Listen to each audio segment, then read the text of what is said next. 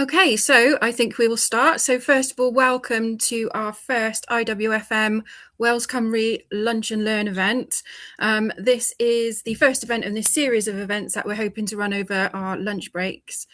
So I am Emma Page. I'm the Facilities Manager for ACT Training here in Cardiff, but I also have another hat, which is the lead for sponsorship and events for the Wales Cymru region IWFM group.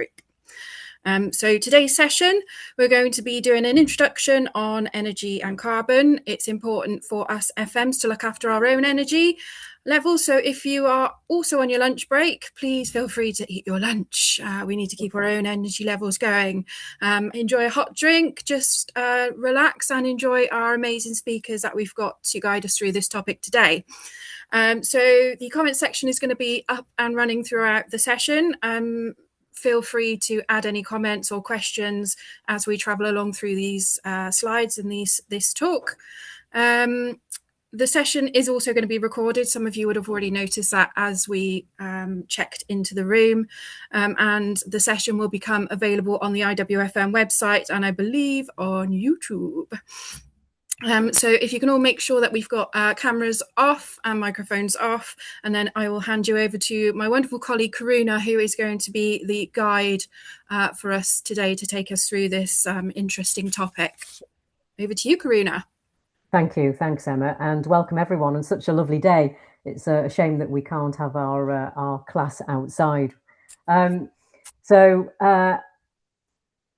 going to run through the qualification, why it matters, what it covers, and how it can benefit both learners and organisations. So Emma has already run through the domestics.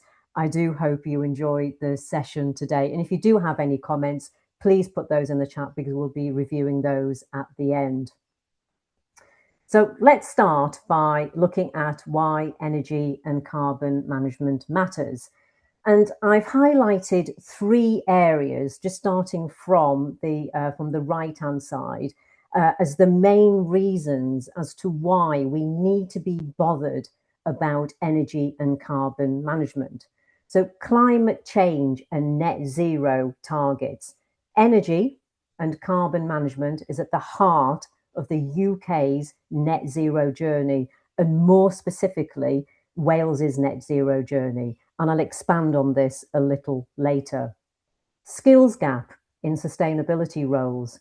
This creates a real demand for professionals with the skills to measure, manage, and reduce carbon emissions. And this is where the energy and carbon management qualification can help reducing the skill gap. Rising energy cost and compliance pressures. So organisations are facing energy costs, stricter compliance requirements, and increasing stakeholder expectations. And I'll go into each of these in a little bit more detail now. So I wanted to take a step back. Let's start the story from the beginning and to put the qualification into context and why, in the broader context, it really does play a part and is our moral duty to take action by having a skilled workforce who can drive energy and carbon reduction programs within our organisations. So let's look at the causes and effects of climate change. Burning of fossil fuels, coal, oil and gas are by far the largest contributor to global climate change, accounting for around 68% of global greenhouse gas emissions and nearly 90% of all carbon dioxide emissions. And you can see some examples that I've got on the slide here. Manufacturing, all the things that we demand as consumers, clothes, plastics, electronic devices, and so forth. Transportation, for example, to and from work. Lighting, heating, and cooling of offices and temperature-sensitive equipment. Food, we expect seasonal food all year that are provided by countries, packaged, transported, and distributed to supermarkets. and the list can go on. So you can see this diagram, the UK warming stripes over the last 140 years for the UK. So the blue being cooler and the red warmer. And the severity is shown by the depth of colour. So what impacts do these, our human demands, the things that we buy, travel and heating and cooling of buildings, food demands, have on the planet? You know, as greenhouse gas emissions blanket the Earth, they trap the sun's heat. Because of this, the planet is warming up and the climate is changing. The world is now warming faster than at any point in recorded history. Warmer temperatures over time are changing weather patterns and disrupting the usual balance of nature. And this poses a risk to human beings and all of the forms of life on Earth. So, you know, we have seen these impacts closer to home. More recently, the flooding in Monmouthshire. It posed a danger to life, disruption to businesses, continuing today with repair work. You know, hot summers, hosepipe bans, health impacts on vulnerable members of society. Looking more globally, the melting of glaciers. You know, extreme weather causing devastation. So the wildfires in LA last year causing destruction to approximately 16,000 homes. The study found that this was made 35% more likely due to climate change. The LA wildfire season is getting longer, while rainfall that normally puts out blazes has reduced. And you can see on this slide in front of you, you know, the looking closer to home, looking at Wales. So you can see there are some startling statistics as predictions up to 2050 and to 2080. I'll just give a couple of examples. You know, in the summer, the daily maximum temperatures are projected to increase by 3.4 degrees. Then by 2080, in summer, the daily maximum temperatures are predicted to increase by 4.8 degrees C. Let's look at sea levels. Sea levels around Wales are predicted to rise by approximately 22 centimetres by 2050 and 36 centimetres by 2080. So, what can we do to minimise the impact of climate change? Where are our greatest energy demands? How do we know how much energy we use? Can we use renewable electricity? Do we know where our inefficiencies are? Having knowledge of energy and carbon management can help. So let's talk legal. According to the Environment Wales Act 2016, there is a regulatory obligation for organisations to work towards carbon budgets. And you can see on the table that we have just entered Carbon Budget 3, which runs from a period of 2026 to 2030. And it's looking for an average of 58% reduction of greenhouse gas emissions. By 2040, it's looking for an 89% reduction. And by 2050, we're looking for at least 100% reduction, as we know it, net zero. So it's worth looking, you know, at what have we actually achieved so far? You know, we talk about the future, where we need to be going, what we need to achieve. Sometimes it's good to reflect on what we have achieved and give ourselves, I suppose, a little pat on the back. This graph shows the amount of, or the million tonnes of greenhouse gases calculated as CO2 equivalent on the vertical axis with the time frame on the horizontal axis. And you can see the grey line. And the trend is encouraging. You know, it can be seen that since 1990, and with the introduction of the carbon budgets, you can see in the bars, CB1, 2, 3, and we're in carbon budget 3, that it is reducing. But we need to keep the focus on achieving the current carbon budget 3 and 4 targets, and obviously the future net zero target by 2050. So, we're going in the right direction. Now, we're hearing about energy bills in the news for various reasons. And I wanted to share some previous, current, and future energy bill data. So you can see on the graph, there are 4 different colours. So you've got green, the micro businesses, small businesses in red, medium businesses in blue, and large businesses in yellow. Now, for each size of business, you can see that the cost of energy has increased from 2015 to 2025. The future prediction, however, shows a change in rate, a change in escalation, and this is what's worrying, of energy prices, which, for example, for large businesses, which is the yellow line, doubling from 2025 to 2034. Now, again, I must stress that these are just predictions that I've taken from one source, but it's the trend that I'm interested in. So this is why it is critical to have a focus on energy savings, not only from a cost-saving perspective, but when we're wearing our green hat from an environmental perspective also. This is where the energy and carbon management qualification can play a part, with providing the knowledge required to support the necessary energy savings. Having data on historical and future energy demands, including the ability to explore ways to reduce the energy bill burden, will be easier with the knowledge and skills gained from the qualification as part of the project management unit that learners will need to complete as part of the qual.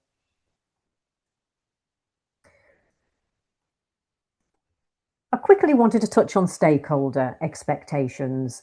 And, there is a growing awareness and expectation, excuse me, and from, a wider range of stakeholders of your organization's green credentials. Your customers, for example, will make choices, maybe based on your carbon footprint. Suppliers may be asked to show evidence of working towards environmental responsibility in their practices to be considered for tendering processes. Employees and recruitment could be strengthened by demonstrating a healthy environmental culture. There are legal obligations to comply with, which we've talked about, and we must not forget the impact on local communities with our current operations and potential future business changes. And not forgetting, it does oil the wheels with respect to reputation. These stakeholders do have a voice. So what are you doing to minimise carbon emissions? This does drive organisations to be more transparent with having environmental pledges, environmental policies, and this is supported by data. However, we need to have a moral compass for the stakeholders that don't have a voice. We have one planet, we need to take care of it, not only for us, but for future generations. I talked about skills gap as one of the 3 areas. So the next area I want to discuss is a potential barrier to all that I have discussed so far. Do we have the skills, experience, and knowledge to work towards the Welsh Government carbon budgets? Here are a couple of statistics that I found. 47% of Welsh businesses report a skills shortage overall. 48% lack confidence in adopting green technologies. This is where the energy and carbon management qualification can fill the gap. The qualification, though, isn't just about skills. It's part of Wales's national vision. The Stronger, Fairer, Greener Wales agenda sets out how employability and sustainability go hand in hand. So stronger, workforce resilience through upskilling in sustainability and energy management. Fairer, equal access to funded training opportunities across Wales. Greener, supporting Wales's net zero 2050 target with practical carbon reduction skills. So I've talked about why energy and carbon management is such a pressing issue. Now, I'd love to hear from you. I'm going to launch a quick poll. What's your organisation's biggest energy challenge? Choose the option which best reflects your situation.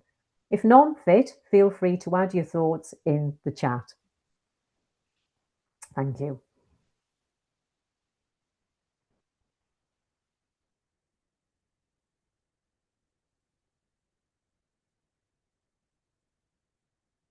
I'll give you a couple of minutes for this.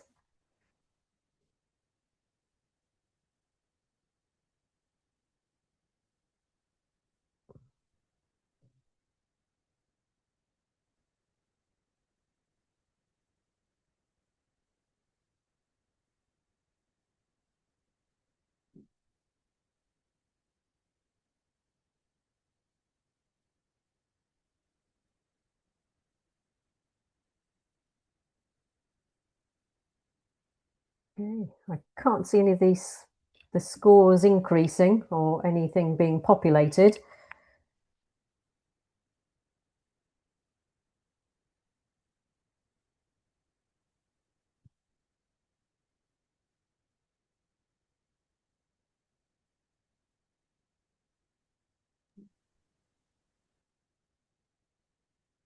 I don't know if someone can share with me what the top one was.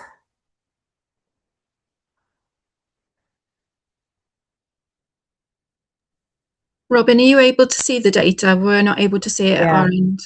Yeah, I can't see the... I can, if it helps. Ian.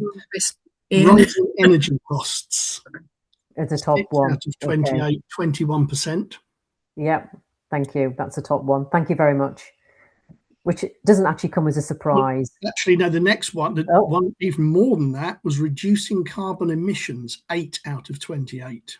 Okay. 29%. So they're and data and measurement was 7 out of 28, 25%. So they are the top. When you said top, I thought you meant the top of the page. No. The top scores. The top scores. So the top scores in descending order: reducing carbon emissions 29%. Yeah. Data and measurement 25%. Yeah. And rising energy costs 21%. Thank you very much. Now, that's doesn't come as a surprise to me, really. And, maybe in a couple of weeks' time, we might find that, thank you, I can see it now. Brilliant, thank you. And it'll be different for different organisations, in terms of what your environmental agenda is and what's driving your increasing costs. The good news is, guess what?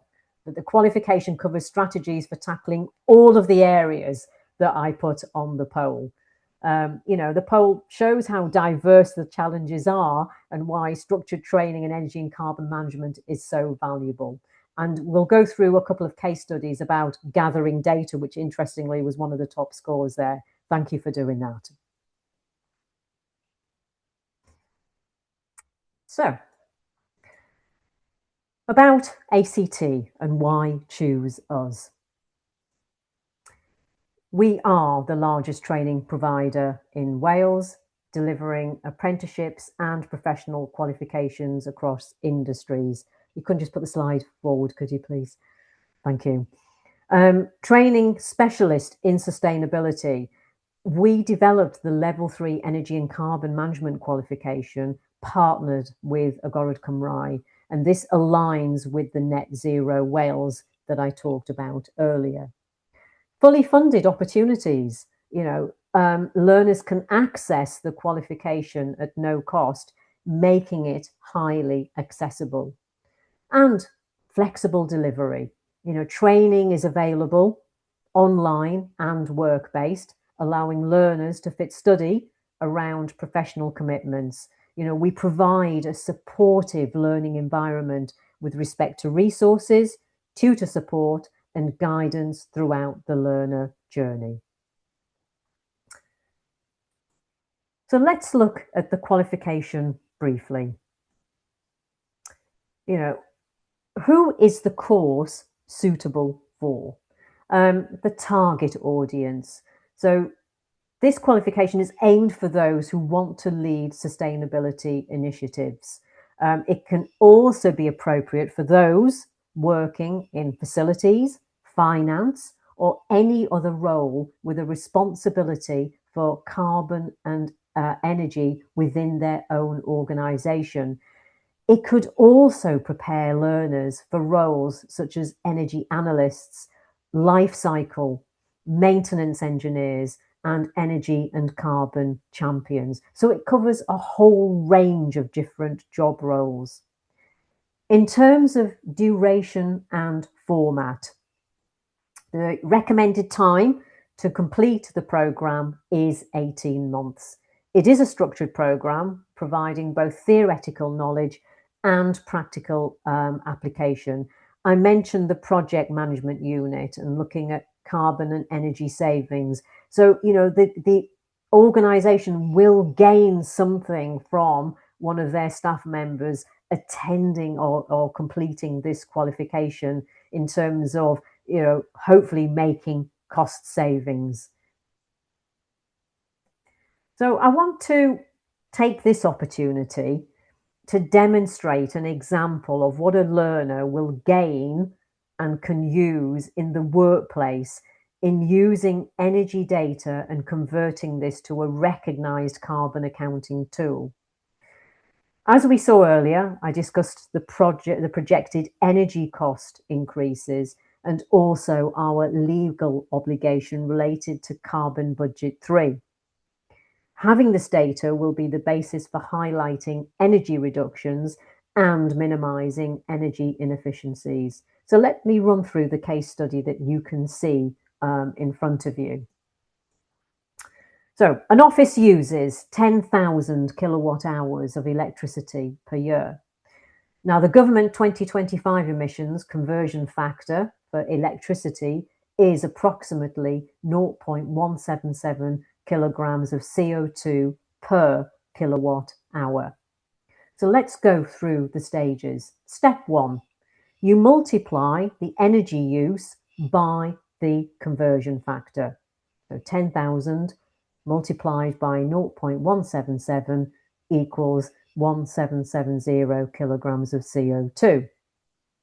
Step 2, you then divide that by 1,000 to convert from kilograms to tons. So you get 1.77 tons of CO2.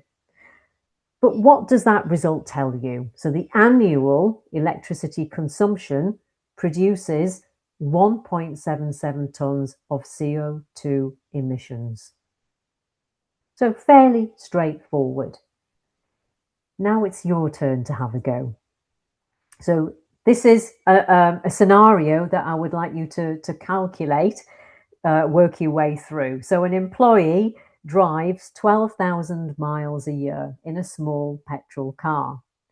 The government emission conversion factor for a small petrol car is approximately 0.23 kilograms of CO2 per mile.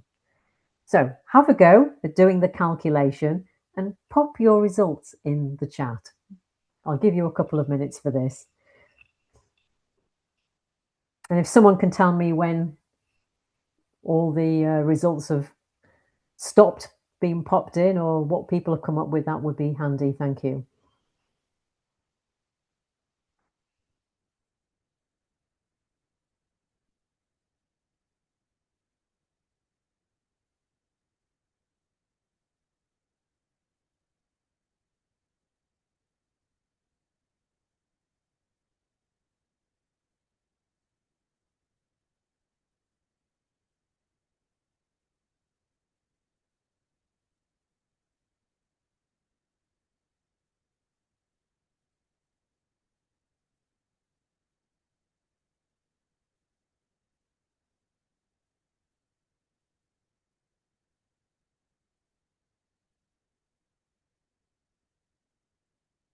Are there any results coming in yet? We've got one at 2.76 And one lady, Joanne, says chat is disabled. So it might be try the Q&A, Joanne, because the Q&A seems to be working. Thank you. Nothing like a quick maths lesson during lunch.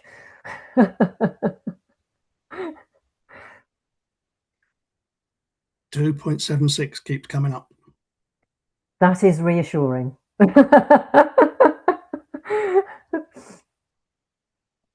In fact, remarkably, it keeps coming up time and time again.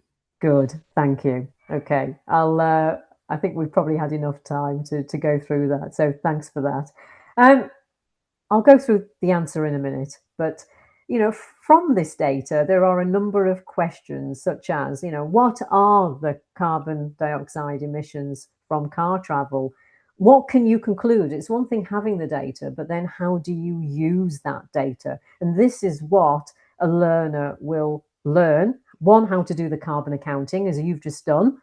And then what do they interpret from that data? And from that, then they'll be looking at ways to then move forward. How could you reduce car emissions in this scenario? So here is the answer. So obviously you multiply 12,000 miles per year by the conversion factor of 0.23. And these change every year, when you go onto the government website for the conversions factor. Then you get 2,760 kilograms of CO2. Divide that by 1,000 in step 2 to convert it to tons. So you get 2.76 tons and the result. So the annual car travel produces 2.76 tons of CO2 emissions. And there'll probably be somebody within your organization that does all the calculations in terms of your carbon emissions for your organization. And they'll be going through lots of these different calculations. Thank you. So, what can you conclude with the two examples I gave? So I said in the example that I went through, the first example on the case study, that heating was 1.77 tons of CO2 compared to car travel, which you all calculated correctly as 2.76 tons of CO2. So, data is king. Without data, you wouldn't be able to prioritize your efforts. For example, in this case, you'd be looking at car emissions because they were higher than the heating. So then from that, you could then work on key areas to drive down your car emissions. For example, you could have a combination or just one of the things I've mentioned: hybrid working, car sharing schemes, cycle to work schemes, change of vehicle type, educating staff, or a combination. So this is what learners, one aspect of what they will learn through the energy and carbon qualification. So this brings me to the end of my presentation.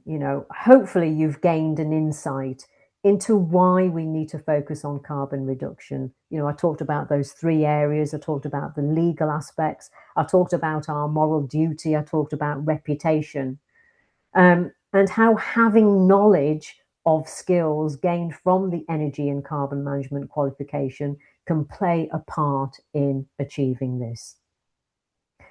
Does anyone have any questions? If you could pop those in the chat, that would be great. Thank you for listening.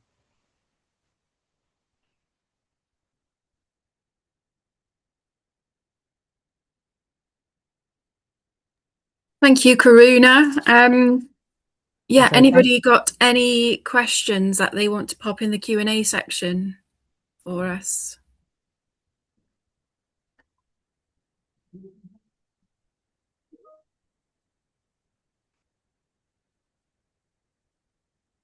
Nope. Nothing? Nothing. Everyone is all good. Happy?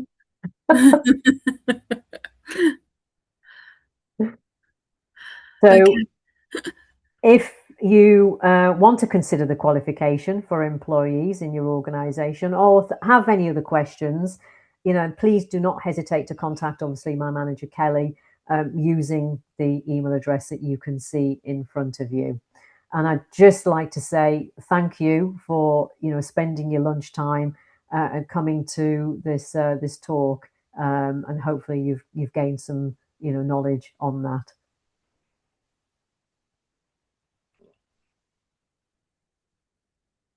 Thank you, Karuna. Okay. Sorry, Emma, there is one question. Go on. From Sarah Wayne. Is the course open to the whole of the UK? What are the funded options? So currently, the funded options are only for here in Wales. It is Pan Wales, so we're able to deliver that qualification remotely. However, we don't offer this qualification currently in England or Scotland or Ireland at this time, I'm afraid. But certainly within Wales, it is a fully funded qualification.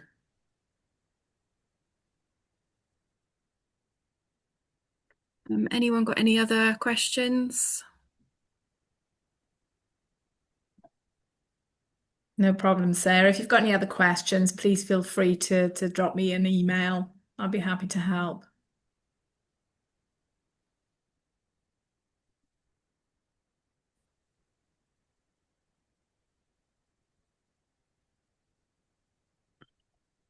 Okay, thank you to both Karuna and Kelly. Kelly's been lurking in the background, controlling all of the slides, and yes, it's been great to have you guys along, helping us with our first session for the Welsh region. So amazing thanks to you guys and to ACT Training, who have loaned us Karuna and Kelly for an hour at lunchtime. It's a pleasure. So this next slide is showing you what we've got coming in IWFM for the Welsh region. So this is a series of events that we've kind of planned and that we're trying to work in the background on delivering some kind of webinars, CPD, site events, working groups, just so that we've got something going on in the Welsh region. We are a new committee, so we are still finding our feet. We would be very happy to take additional people if anybody else fancies volunteering. So anything that you guys would like to see happen in the future, then please drop us a message as well. I don't know if you guys have still got your phones handy, but there's going to be a couple of QR codes coming up for you to find out more about events that IWFM have got coming. So keep those handy. And then if I can get the next slide, please, Kelly. Okay, so we have just done our carbon reduction session. So our next session is actually going to be on apprenticeships and how they can be a benefit to all employers. To talk about the fact that there's no age limit on apprenticeships. Everyone always thinks that it's for young people, but that's a lie. It is open to any employee within your organisations. We also have a facilities management apprenticeship, and we are an approved IWFM apprenticeship provider, along with a few other colleges in the Welsh area. So just feel free to reach out to any of us and we can point you in the right direction. This session is going to give you an insight into Jobs Growth Wales programme as well. So within Wales, there is a youth funded programme where we are able to put young people through some work experience with employers. So we will talk to you a little bit about that, and that's fully funded, so at no cost to the employer. So keep an eye out on our... Oh, you're on mute, Emma. How did that happen? Don't know. Yeah, so we've got some more details coming on our LinkedIn page on what we're going to do there and when it's going to happen. Yes, the event program. Again, if you guys have got any suggestions on what you might like to see us do, please just give us a shout and give us some direction. We're always happy to hear from people about what they would like us to be doing, what topics they'd like us to cover. So if we can move on to the next slide, please, Kelly. So these are the QR codes that I promised you that you'd be seeing. The IWFM have released their Energy Management Good Practice Guide. More details can be found if you look at that QR code. The annual Impact Awards are also coming up for IWFM. We've got some categories on sustainability, which are, and let me just read my notes because I've got a terrible memory, positive climate action towards net zero, as well as many other FM related topics.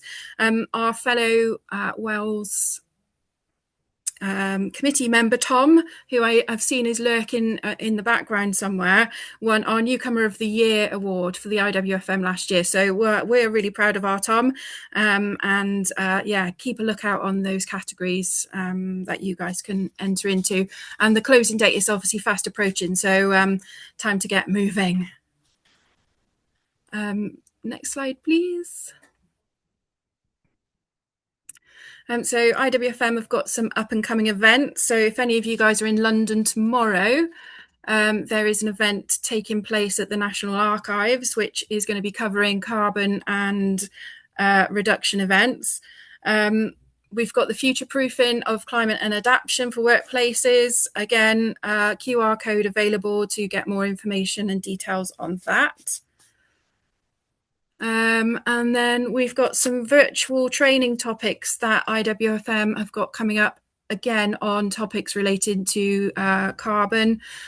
So these can be found on the screen now. Details on how to book can be found via the QR code. Again, some of these are going to be quite fast approaching. So the pathways is on the 19th, and I'm guessing the 20th, and a bit of a typo in that slide. But yes, that would be more information on that ISET Pathways course is available through the QR code. And then with every IWFM event, we issue a CPD number, which is coming up now. Yay! Add this into your development record plans. You can find how to get there via the QR code. So again, I want to thank my colleagues Karuna and Kelly and ACT Training for allowing us to host this event. ACT, again, is an approved IWFM provider. So take a look at our website, have a look at more information about the training opportunities ACT are able to provide. Carbon and energy management can sometimes feel like it's a global challenge, and it is a global challenge.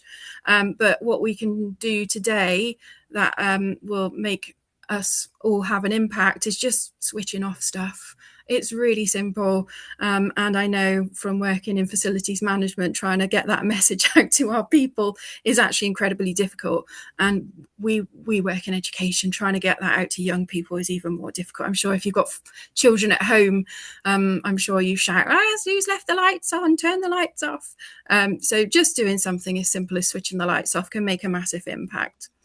And that really sums up our session today. Has anyone got any more questions?